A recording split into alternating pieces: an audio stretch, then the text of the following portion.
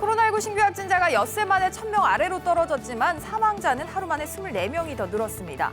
이런 가운데 서울시와 경기도는 5인 이상의 집합금지 행정명령을 곧 발표할 것으로 알려졌습니다. 정부 역시 크리스마스와 새해 연휴 방역 강화 방안을 내일 발표할 예정입니다. 영국에서 전염력이 더 강한 변종 코로나 바이러스가 확산되면서 유럽 전역에 비상이 걸렸습니다. 항공기 등 영국발 교통편을 차단하는 나라들이 늘고 있습니다. 코스피가 외국인과 기관 투자자 동반 매도세의 2,750선에서 약세 흐름 이어가고 있습니다. 원달러 환율은 1,100원대를 회복했습니다. 지난달 정부가 발표한 전세 대책에 따라서 전세형 공공임대주택 14,000여 가구에 대한 입주자 모집이 오늘부터 시작됩니다. 무주택자라면 누구나 신청이 가능한데 서울 물량은 거의 없는 것으로 알려졌습니다. 이상 이 시각 주요 뉴스입니다.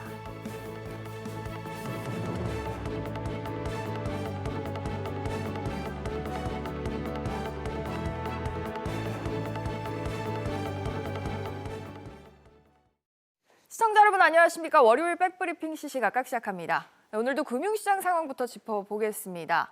주말에 전해진 미국의 추가 부양책 소식에 코스피가 장 초반 반짝 상승하는 듯 보였는데 5분 만에 다시 하락세로 급전 직하했습니다. 이 소식 취재기자 연결해서 알아보겠습니다. 전서인 기자. 네, 전서인입니다. 지금 장 상황 어떻습니까? 네, 코스피는 오늘 오전 11시 15분 기준 0.55% 내린 2,757.24에서 움직이고 있습니다.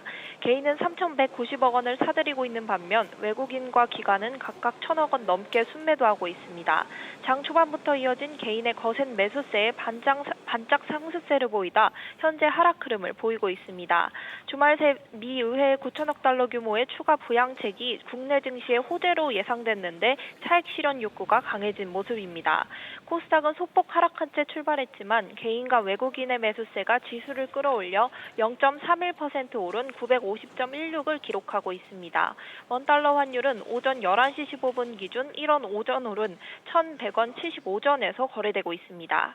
네, 이번 주 첫 거래일 전체 지수 움직임은 크게 재미는 없는 모습인데요. 종목별로 보면 어떨까요?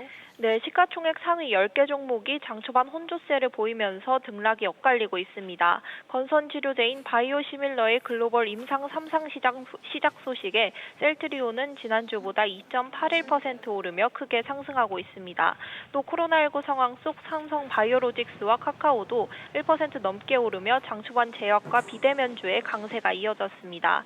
반면 미국의 반도체주들의 내림세 영향으로 국내 반도체 업체인 SK하이닉스는 3% 가까이 넘게 하락했는데요. 또 안철수 국민의당 대표가 서울시장에 출마한다는 소식이 전해지자 관련주인 안랩과 써니전자는 각각 20% 넘게 오르고 있습니다. SBS CNBC 전서인입니다. 다음은 코로나 관련 소식들 하나하나 짚어보겠습니다. 서울시가 이르면 내일부터 5인 이하의 모임을 금지하는 것을 적극 추진하고 있습니다. 코로나 확산에 따른 집단 감염을 막기 위해서 사회적 거리두기 3단계보다 더 강력한 조치가 필요하다는 판단인데요. 정부 역시도 크리스마스와 새해 연휴의 방역 강화 방안을 내일 발표할 예정입니다. 취재기자 연결해서 들어보죠. 이한나 기자. 네, 이한나입니다. 워낙 수도권 중심으로 확산이 거세서요. 정부와 서울시 또 경기도의 거리두기 격상 움직임이 한층 빨라지고 있죠. 네, 그렇습니다. 우선 정부는 크리스마스와 새해 연휴 방역 강화 방안을 내일 발표합니다. 또 서울시는 코로나19 확산세를 꺾기 위해 이르면 내일부터 5인 이상 집합금지 행정명령을 내릴 것으로 알려졌습니다.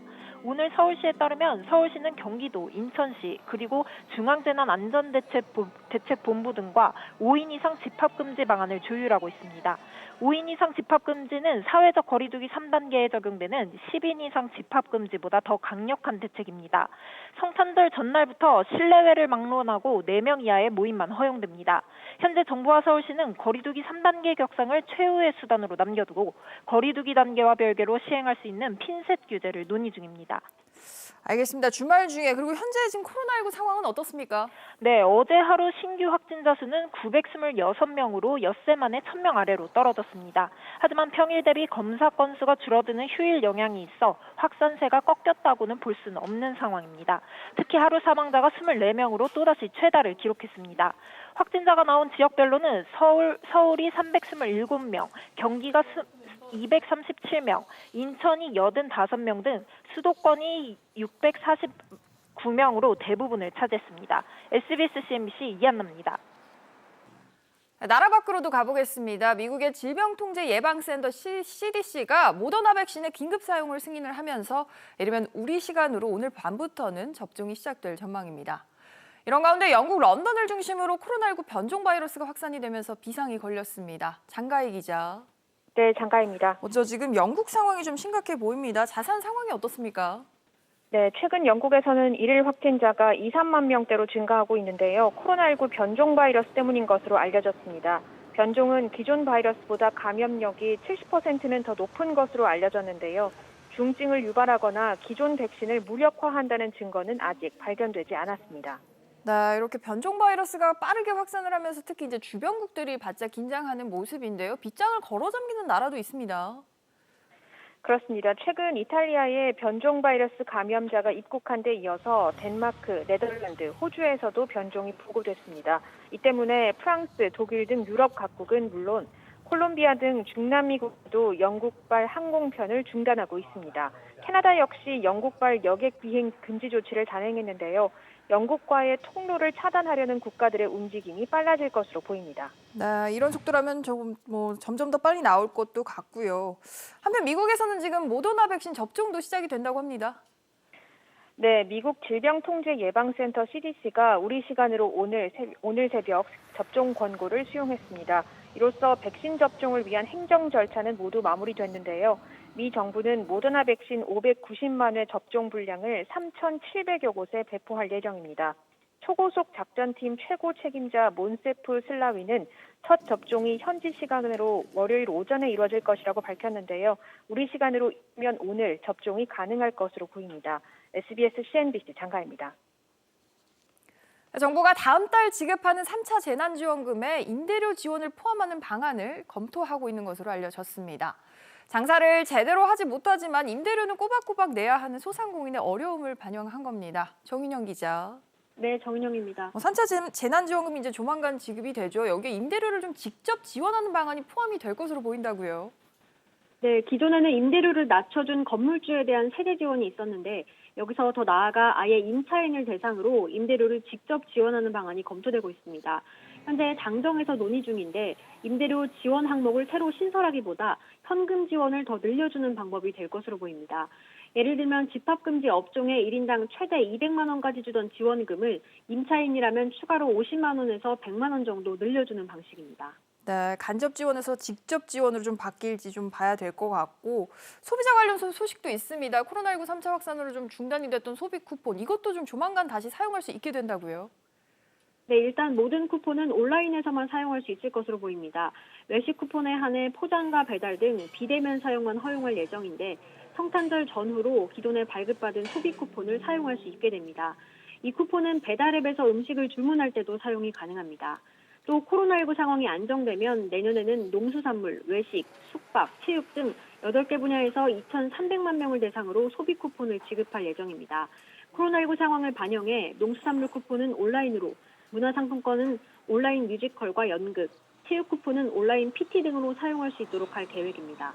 SBS CNBC 정윤영입니다. 다음 소식입니다. 대책 없이 치솟는 전셋값을 해결하기 위해서 정부가 지난달에 전세 대책을 발표를 했죠. 그 공급 계획에 따른 통합 모집 공고가 오늘부터 올라옵니다. 전국적으로 물량이 14,000호에 달하는데 자세한 내용 짚어보겠습니다. 이광호 기자. 네, 이광호입니다. 이번에 공고가 올라오는 물량 특징이라고 하면 뭐가 있습니까? 네, 일단 소득 기준이 없다는 게 가장 큰 특징입니다. 지난달 전세 대책에서 정부의 공공임대 물량 중 공실로 남아있는 주택을 소득이나 자산 기준 없이 무주택자에게 공급하겠다는 계획에 따른 건데요. 다만 신청에만 소득 기준이 없을 뿐 신청자가 몰릴 경우 소득별로 1순위부터 4순위까지를 정해 저소득층의 물량을 우선 배분합니다. 임대주택 당첨 이후 임대료도 소득 기준에 따라 달라집니다. 3인 가구 기준으로 세전 560만 원가량인 도시근로자 월평균 소득보다 소득이 낮으면 시세의 70에서 75%로 소득이 많으면 시세의 80% 수준의 임대료를 내게 됩니다. 네, 이번 공급이 전세 대란 해소에 그나마라도 조금 영향을 미쳤으면 해소가 되는데 도움이 되면 좋겠습니다. 신청은 어떻게 합니까? 네, LH 청약센터에서 공고를 확인할 수 있습니다. 소득 조건은 없지만 지역 거주 조건은 있는 경우가 많습니다.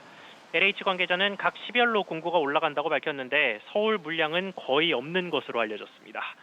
현재 한국토지주택공사 LH가 관리하는 공실 임대는 14,300가구가량입니다. 이 중 4,600가구가량이 수도권, 9,700가구가량이 지방에서 공급됩니다. SBS CNBC 이광호입니다.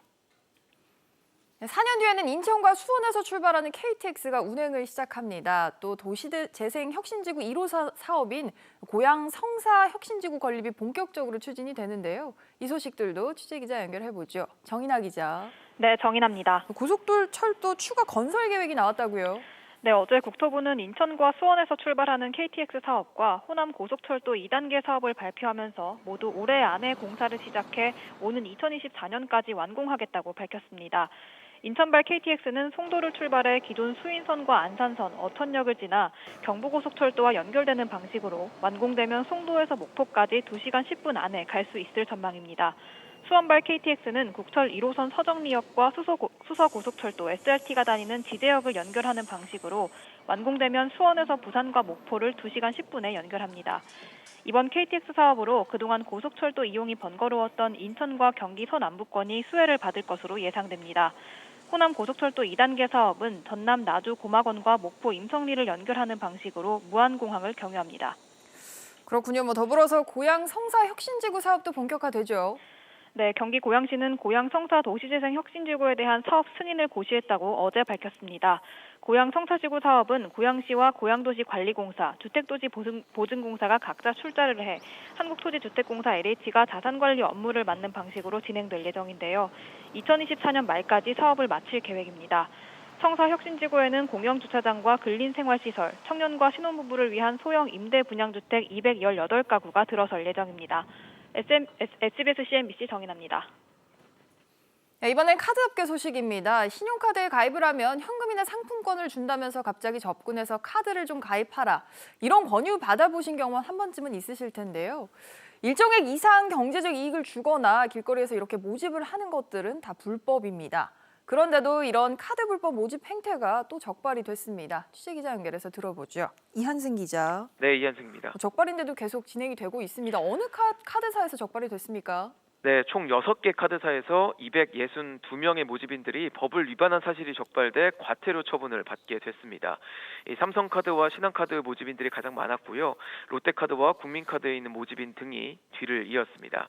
이들은 지난 2017년부터 2018년 사이에 최대 21만 원에 달하는 현금을 제공하거나 15만 원 상당의 현금과 항공권 등을 제공했고요. 이 타사 회원을 모집하거나 길거리 모집했던 사례까지 적발이 됐습니다. 이는 지난 2월과 4월에 이어 올해만 3번째 내려진 과태료 처분입니다. 네, 제공한 혜택들도 굉장히 다양하네요. 그런데 이렇게 현금 주거나 길거리에서 모집하는 거 주변에서 빈번하게 일어나기는 하지만 다 불법이라는 거죠. 네, 맞습니다. 여신 전문 금융업법에는 타사 회원을 모집하거나 길거리에서 회원을 모집하는 것도 안 되게 돼 있고요. 연회비의 10%를 초과하는 경제적 이익을 제공하는 것도 불법으로 규정하고 있습니다. 올 들어서 코로나19로 비대면 영업이 늘면서 카드사들이 모집인들을 줄이고 있는데요. 그러다 보니 남은 모집인들 사이의 경쟁이 치열해질 경우 불법 행위가 늘 수 있는 만큼 금융당국이 예의주시하고 있습니다. SBS CNBC 이한승입니다. 연말 대출 관련 소식입니다. 주요 시중은행을 시작으로 지방은행에 이어서 인터넷 전문 은행들도 신용대출 옥죄기에 나섰죠. 카카오뱅크가 비대면 마이너스 통장 대출을 중단한 데 이어서 K뱅크도 기본금리를 인상했습니다. 권준수 기자. 네, 권준수입니다. 사실상 올해 연말에 신용대출길이 꽉 막혔다라고 해도 과언이 아닌 상황인 것 같습니다. 네, 그렇습니다. K뱅크가 오늘부터 신용대출과 마이너스 통장 대출의 기본금리를 0.2%포인트 올립니다. 앞서 K뱅크는 지난 9월에도 신용대출 0.1%포인트, 마이너스 통장 0.2%포인트씩 금리를 올렸는데요. 이 K뱅크는 타은행들의 추가 금리 인상 등 시장 상황을 반영한 조치라고 밝혔습니다. 다만 소상공인이 많이 사용하는 중금리 성격의 신용대출 플러스 상품은 금리를 유지한다고 덧붙였습니다. 네, 또 다른 인터넷 전문은행 카카오뱅크 같은 경우에는 앞서 이미 신용대출을 막지 않았습니까? 네, 그렇습니다. 카카오뱅크는 지난주 목요일부터 오는 31일까지 신규 마이너스 통장 신용대출을 한시적으로 중단했습니다. 이미 주요 은행과 지방은행도 고액 신용대출을 중단하거나 기본 한도를 대폭 축소한 상황인데요. 이에 따라 지난달 신용대출이 역대 최대 규모로 늘어난 이후 이번 달은 진정세를 보이고 있습니다. 주요 5대 은행의 지난 17일 기준 신용대출 잔액은 134조 164억 원으로 지난달 말보다 3,239억 원 늘었는데요. 이는 지난 11월 한 달 동안 4조 8,495억 원 늘어난 것의 6.7% 수준에 불과합니다. SBS CNBC 권준수입니다. 공인회계사 시험제도가 14년 만에 바뀝니다. 회계 환경도 달라진 데다가 정보기술, IT 발전까지 더해져서 현행 제도를 개선해야 한다는 요구가 지속적으로 제기가 되어 왔는데요. 그렇다면 어떤 부분이 어떻게 바뀌는 건지 취재기자 연결해서 들어보겠습니다. 오정인 기자. 네, 오정인입니다. 그럼 시험 준비 단계는 어떻게 달라집니까? 네, 먼저 사전학점 이수제도부터 바뀝니다. 공인회계사 시험에 응시하려면 대학에서 회계학이나 경영학 등 24학점을 반드시 이수해야 하는데요. 그동안 IT 관련 과목은 분리되지 않았는데 앞으로는 3학점을 별도로 이수해야 합니다. 그렇군요. 아무래도 수험생들이 가장 궁금한 부분은 바로 시험일 텐데 시험 과목도 좀 달라진다고 합니다. 네, 먼저 앞으로는 과목별 시험 출제 범위를 안내해주는 사전 예고제가 시행됩니다. 시험 과목은 1차와 2차별로 살펴보면요. 1차에선 회계학의 경우 시험 시간이 기존 80분에서 90분으로 늘어납니다. 경영학과 경제 원로는 배점이 80점으로 줄어들고요. 상법은 실무에 필요한 공인회계사법과 외부감사법을 포함해 기업법으로 개편될 예정입니다. 이어 2차 시험은 재무회계가 중급과 고급 회계로 나뉘고 시험 시간도 180분으로 확대됩니다. 회계감사 과목의 IT 관련 출제 비중이 현행 5%에서 15% 이상으로 늘어나고 세법에는 약술형 문제를 10% 수준으로 출제한다는 방침입니다.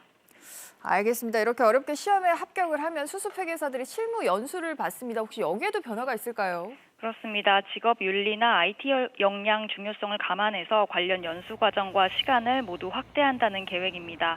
이번 개정 사항은 2025년부터 또 실무 연수 관련 제도 개선은 2022년부터 시행됩니다. SBS CNBC 오정인입니다.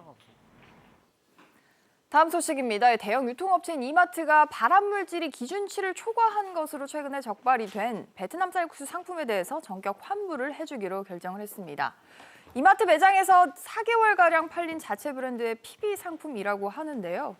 그런데 환불 결정을 둘러싼 소비자 공고가 지나치게 소극적인 게 아니냐 이런 논란도 일고 있습니다. 취재기자 연결해서 들어보죠. 박규준 기자.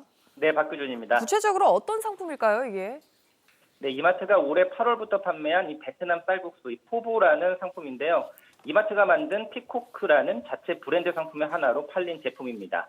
주식회사 하늘처럼이라는 곳에서 수입했고 이마트에서 이번 달까지 4개월가량 팔렸습니다. 이마트는 이번 달 17일부터 31일까지 이 상품 영수증이나 상품 자체를 가져오면 고객 만족센터에서 전액 환불해 주기로 했습니다. 네, 혹시나 구입을 하신 분들 아직 찬장에 있다면 이 부분 확인을 해보셔야 될 것 같습니다. 그래서 이 상품에서 기준치를 초과한 발암물질이 나왔다는 거죠? 그렇습니다. 해당 베트남 쌀국수 상품의 오일 스프에서 발암물질인 벤조피렌이 기준치를 초과해서 검출된 건데요. 벤조피렌은 식품을 고온 조리하는 과정에서 탄수화물이나 단백질 등이 불완전 연소하면서 발생하는데 국제암연구소가 지정한 1군 발암물질입니다. 그런데 이 제품이 일반 상품도 아니고 이마트가 최초 아이디어부터 상품화까지 관여하는 자체 PB 상품이라서 더 문제라는 지적이 나오고요. 이와 별도로 이 같은 결정을 소비자들에게 알리는 과정도 관련해서 뒷말이 무성한 상황입니다. 이마트 측은 모바일에만 환불 공지를 했는데 이 역시도 노브랜드 건전지 리콜 건처럼 팝업 방식으로 한 것도 아니라요. 자발적으로 찾아보기는 힘든 이 고객센터 게시판에만 관련 사실을 언급했습니다. 이 때문에 이 사실을 은근슬쩍 넘기려는 것이 아니냐라는 지적도 나옵니다. SBS CNBC 박규준입니다. 요즘 비대면 소비가 크게 늘면서 포장이나 배달 이용하시는 분들이 굉장히 많아졌죠. 그래서 포장재로 쓰이는 백판지 등 제지업계가 덩달아 수혜를 맞고 있다고 합니다. 취재기자 연결해서 들어보겠습니다. 엄하은 기자. 네, 엄하은입니다. 속칭 백판지 업체들이라고 하는데 올해 실적을 보면 굉장히 눈에 띄게 늘어났다고 합니다. 네, 음식 포장 용기 등 포장재로 쓰이는 백판지 업계의 수익이 점차 개선되고 있습니다. 비대면 소비가 크게 늘면서 배달과 포장을 하는 소비자가 늘어난 덕분인데요. 제지업계에 따르면 백판지 업체들은 올 3분기 들어 가파른 실적 개선을 보였습니다. 업계 2위 깨끗한 나라는 올 3분기 매출 1,460억 원으로 영업이익 100억 원을 올렸습니다. 매출은 지난해와 비슷한 수준이지만 영업이익은 80% 넘게 급증했습니다. 업계 3위인 세아의 경우에도 3분기 매출 1,420억 원에 영업이익 184억 원으로 지난해보다 영업이익이 2배 뛰었습니다. 확실히 많이 늘었네요. 비대면 소비하면 포장뿐만 아니라 택배 역시 빼놓을 수 없는 분야인데요. 제지업체 같은 경우는 어떻습니까? 네, 택배 박스에 사용되는 재지는 골판지입니다. 금판지라고 불릴 정도로 수요가 급증했는데요. 다만 아직 골판지 업체들의 실적은 크게 뛰지 않았습니다. 백판지와 달리 골판지 원지와 원단 납품 가격이 떨어졌기 때문인데요. 국내 골판지 원지 업체인 아세아해지, 테림 페이퍼 등은 지난해에 비교해 영업이익이 모두 떨어진 상태입니다. 다만 최근 들어 골판지 원지 생산 업체들이 줄줄이 원지 가격 인상에 나서면서 4분기에는 실적이 개선될 수 있다는 기대감도 이어지고 있습니다. SBS CNBC 엄하은입니다.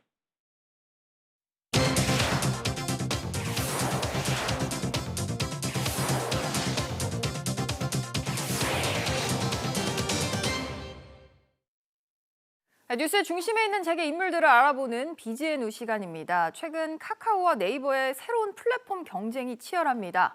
코로나19 특수기를 맞아서 미래의 먹거리를 찾고 있는데요. 오늘은 이 소식 산업부의 강산 기자와 짚어보겠습니다. 요즘 아무래도 밖에 돌아다니기가 어려우니까 온라인으로 모바일로도 엄지 쇼핑하시는 분들 굉장히 많잖아요. 네. 물 들어올 때 노졌자라고 해야 될까요? 국내 양대 포털의 커머스 플랫폼 경쟁이 좀 굉장히 치열한 것 같아요. 그렇습니다. 이제 말씀해주신 대로 지난 18일 먼저 네이버는 예능형 쇼핑 라이브 콘텐츠를 새롭게 공개했습니다. 이제 용어 뜻대로 라이브와 예능을 이렇게 결합한 서비스인데요.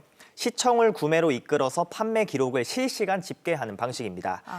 이 외에도 네이버는 지난달 오픈 플랫폼 웹 기술을 활용한 이 콘텐츠 개발 의지도 내비쳤는데요. 얘기 들어보시죠. 창작자들과 사업자들이 네이버의 플랫폼 안에서 성장하게 된다면 네이버에 찾아오는 유저들이 검색할 때의 만족도도 높아지고 네이버의 탄탄한 미래의 성장을 위해서도 굉장히 중요한 부분. 예능형 콘텐츠로 일단 눈길을 끌고 그걸 또 소비까지 있게 하는 그렇죠. 그런 전략인 것 같습니다. 네. 카카오 같은 경우에는 또 주문 생산 플랫폼이 성과를 좀 내고 있다고 합니다. 그렇습니다. 이제 카카오 메이커스라는 플랫폼인데요. 이 플랫폼은 지난달 기준 누적 거래액이 3천억 원을 돌파했습니다. 이 플랫폼은 김범수 의장이 지난 2014년 11월 발표했던 소비자를 대상으로 어떤 기여를 한 이제 소셜 임팩트 사업의 첫 모델입니다. 소비자의 취향을 고려해서 제조사가 주문을 받고 이 제품을 생산한다는 주문 생산 방식이 가장 큰 특징인데요. 지난해 12월 카카오 커먼스와 합병하면서 주문 생산 방식의 사업 모델을 공고히 하고 있습니다. 확실히 앞뒤로 이렇게 비교를 해보니까 두 기업 간에 좀 차이가 좀 전략이 있는 것 같아요. 네. 이 두 수장의 어떤 리더십 차이가 반영이 됐다고 볼 수가 있는데요. 신흥 IT 사업가인 김범수 의장의 삶을 보면 위기 속에서 어떤 공격적인 승부수를 던져왔습니다. 주문 생산 방식이 사실 보편적이진 그렇죠. 않지만 네, 카카오의 공격적, 도전적인 경향이 반영된 것으로 풀이됩니다. 반면에 네이버라고 하면 어떤 특성에 기인한 거라고 봐야 됩니까? 반대로 네이버는 이제 제휴사 그리고 소비자, 판매자를 대상으로 한 어떤 제휴를 이제 중요시 여기고 있는데요. 이 창업자 이혜진 지아요는 무리수를 두지 않고 위험을 최소화하면서 네이버를 키워온 것으로 업계에선 평가받습니다. 한성숙 대표 역시 지난달 CJ그룹과 6천억 원 규모의 주식 맞교환 방식으로 대대적인 콘텐츠 제휴를 진행한 부분에서 창조보단 결합 실험을 통해서 이렇게 투자를 진행하고 위험을 최소화하는 모습입니다. 각 기업가의 성향이 좀 영업 전략에도 영향을 미친다는 게 또 재밌는 부분인 그렇습니다. 것 같습니다. 네, 강 기자 잘 들었습니다. 기아자동차가 전기차 모빌리티 시대를 대비해 고객 중심으로 조직을 개편합니다. 기아차는 기존 조직을 고객의 사용 경험 단계에 따라 고객 구매 경험 사업부 등 4개의 조직으로 전환했다고 오늘 밝혔습니다. 송호성 기아차 사장은 기아차는 조직 개편을 통해 고객이 기아자동차와 함께하는 모든 순간마다 의미 있는 경험을 전달할 수 있도록 노력하겠다라고 말했습니다. 삼성중공업이 오세아니아 지역 선사로부터 액화 천연가스 LNG 운반선 2척을 수주했다라고 공시했습니다. 이번 수주 규모는 모두 4,082억 원으로 오는 2024년 2월까지 순차적으로 인도됩니다. 삼성중공업은 이번 수주로 인해 누적 수주 금액이 44억 달러로 늘어났습니다. 삼성전자가 다음 달부터 한 달 동안 전국 온오프라인 매장에서 세일 페스타를 실시합니다. 행사 기간에 고객들은 QLED TV와 비스포크 냉장고, 세탁기 등 삼성전자의 전자제품을 100만 원 이하 가격에 구매할 수 있습니다. 특히 예비 신혼부부와 소상공인들에게는 금액대별 추가 혜택이 제공됩니다.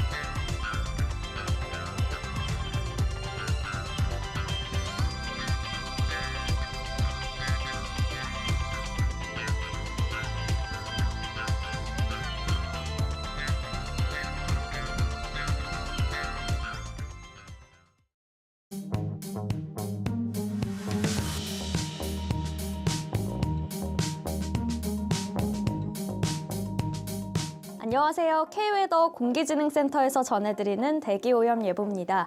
한 주의 시작인 월요일 아침에 찬바람 때문에 몸이 절로 움츠러들었는데요. 다행히 오늘 낮부터는 추위가 풀리면서 목요일인 크리스마스 이브까지 큰 추위 없을 것으로 예상됩니다. 한편 오늘 하늘은 대체로 맑겠는데요. 다만 서쪽을 중심으로 공기 상황이 좋지 못하겠습니다. 국내에서 발생한 대기오염 물질이 중서부와 전북에 머물면서 탁한 공기가 예상되기 때문인데요. 따라서 오늘 WHO 기준으로 전국 초미세먼지 농도 중서부와 전북은 나쁨 단계를, 그 밖에 전국은 보통 단계를 보이겠습니다. 당분간 미세먼지로 공기가 탁한 날들이 이어지겠습니다. 그래도 크리스마스인 금요일에는 공기 상황이 잠시 좋아질 것으로 예상됩니다. 지금까지 대기오염 예보였습니다.